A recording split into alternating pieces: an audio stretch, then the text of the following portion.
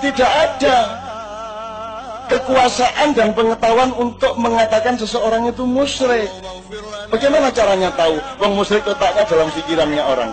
Niatnya apa? Yang dituhankan siapa? Kan ada di pikirannya dia dan di hati dia. Bagaimana caranya kamu tahu? Apa mergo ngobong menyantur syirik ngono? Bagaimana bisa menyimpulkan bakar menyantur syirik? Kan tergantung niatnya apa. Yang menjadikan seseorang musyrik atau tidak itu kan kalau dia menuhankan yang selain Allah. Nek ngobong menyang belum merupakan bukti bahwa dia menuhankan selain Allah. Yang bisa membuktikan adalah niat di dalam pikiran dan hatinya. Nah, untuk mengetahui niat caranya piye? Lane rasa itu di luar kekuasaanmu. Nyirik-nyirik ke wong, ngafir-ngafir ke wong, kamu tidak punya ilmu. Julukan pendekar tidak bisa dibeli dengan apapun. Pendekar layak disebut pendekar karena perjuangannya, karena jerih payahnya, dan karena tanda rasa hormat dari pesilat lainnya. Seorang pendekar sejati bukan dia yang mampu mengalahkan semua manusia. Pendekar sejati bukan dia yang meninggalkan saudaranya untuk kepentingan pribadi. Pendekar sejati ialah dia yang mampu melawan hawa nafsunya. Banyak mengenai pertempuran, mengenai kenapa orang bertempur, kenapa orang berperang, atas dasar apa sehingga orang boleh berperang. Itu bukan tentara, bukan hobi perang ya Pak. Tidak ada tentara hobi perang. Tentara itu kalau bisa seumur hidup jangan sampai ada peperangan. Orang main silat itu bukan untuk berkelahi. Kalau orang pinter silat itu justru untuk tahu bahwa berkelahi itu tidak baik bagi kedua belah pihak. Jadi nek gue pendekar, tondone nek gue ditantang wong gue melayu. Nek gue orang melayu njur ngladeni tantangan berarti gue urung pendekar. Apa sebabnya melayu? Mergo gue mesti menang. Mesake karo musuhmu kuwi. Jelas ora? Karena pendekar yang sejati adalah manusia yang sejati, maka dia tidak akan tega untuk mengalahkan siapapun. Jane iku mung munyer rek. Dadi pendekar iku nek saiki saya dipaksa untuk dalam waktu singkat merumuskan, memakai wacana profesional dan pengabdi tadi.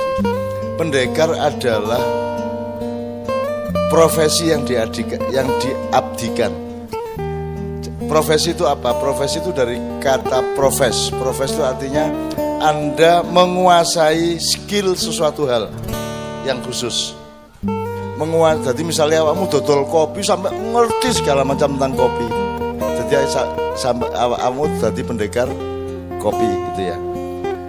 Tetapi nek pendekar gak ahli tok. Pendekar itu urusannya tidak hanya pendapatan, kehebatan, sukses, kekayaan. Kalau profesi dia berhenti di situ. Ya. Maka Anda menanyakan apa bedanya kalau pengabdian? Lah pendekar adalah profesi yang diabdikan. Gitu loh. Selama ini kan profesi itu kan untuk kepentingan dia saja. Kan gitu. Nah, pendekar adalah seorang profesional, misalnya arek-arek pencak, dia ahli betul dalam soal bela diri, menangkis, ya. Nek diperlokno ya apa meneh tak serengkal nek kon nek gak engko tambah tak ganjel ya toh. Kon jadi dia ahli betul di dalam tata gerak. Bahkan silat itu sebenarnya juga memuat semua kemungkinan, dari yang vulgar seperti karate sampai atau taekwondo atau kempo, sampai yang lembut seperti yang tai chi, atau yang sangat taktis seperti aikido ya, atau yang tahan banting seperti sambo gitu ya, dan seterusnya. Jadi itu adalah satu keahlian di dalam membela diri secara fisik. Kalau pencak silat. Tapi kalau pendekar dia lebih luas daripada olah kanuragan. Yang namanya pendekar dia juga melakukan olah kajiwan, olah rohani, olah hati, sehingga hasilnya adalah pengabdian kepada kemanusiaan. Jadi kalau kembali ke definisi tadi, pendekar adalah profesional pengabdi atau profesi yang diabdikan. Kira-kira ngono ya. Nek gak mengabdikan keahliannya untuk masyarakat, itu pendekar kon. Kon mek ahli tok tapi badi dhewe kon, gitu ya. Itu loh, jadi swarga kok pek dhewe iki kok, kan itu. Mudah-mudahan jelas ini. Jadi saya gabungno teko sing awal mang karo sing saiki. Sebenarnya tidak puas juga sama memakai kata-kata modern karena masih ada dimensi-dimensi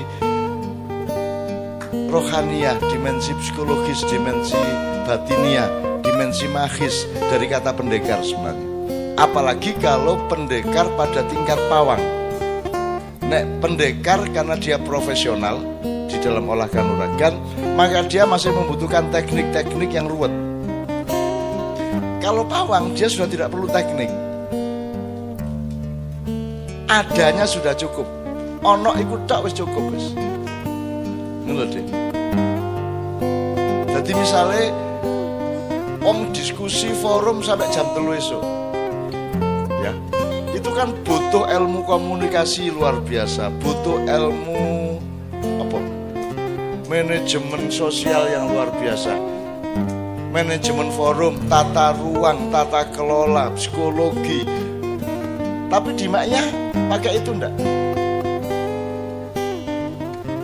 Dipelajari enggak itu?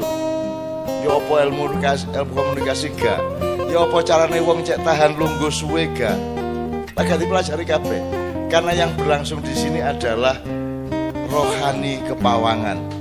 Jadi pokoknya di jero atimu ku mbuh ana sapa. Mergo ana sapa atau opo di jero atimu, maka kamu tahan sampai lama. Nek ikune wis ilang kon gak iso tahan suwe. Itu namanya pawang. Nah saiki sapa ta opo iku tentokno dhewe-dhewe. Gitu loh. Nah jadi untuk belajar jadi pendekar itu tidak seperti belajar kognitif seperti di ruang kuliah atau di sekolah. Kependekaran adalah istiqomah di dalam pengabdian. Tidak pernah berhenti di dalam mencari sesuatu yang belum tahu. Anda harus muta'alimul ghaib. Hidup adalah kegaiban. Misalnya awakmu saiki iso ta gak jelasno TV kok iso metu gambare ku iso jelasno ta gak secara teknologi. Lah gak iso, berarti gaib itu. Berarti gaib itu. Ya ta gak? Rambutmu jumlahe piro? Gaib berarti. Sing ndukur tok gaib durung sing iso. Ya ta gak? Nah, hidup itu berisi 99% gaib. Yang Anda tahu cuma 1%. Maka pekerjaan utama manusia adalah muta'allimul ghaib. Terus menerus menguak, mempelajari, ya, mengeksplorasi, menyelami, mengembarai, menerbangi, mencakrawalai yang gaib, yang luar biasa besar dan luas itu, sehingga Anda makin lama bisa menjadi pendekar dari keseimbangan dalam keluasan itu. Dimusuhi tidak ada masalah, itu bentuk kasih sayang dia. Dia belum mengerti caranya mencintai, maka dia mencintai dengan memaki-makiku, dengan memusuhiku dan menungguku untuk berperang. Dan aku tidak akan meladeni peperangan apapun, not even one word, not even one letter. Satu huruf saya tidak akan membalas Anda. Bencilah aku sampai setinggi gunung, dan aku balas engkau dengan cinta setinggi langit.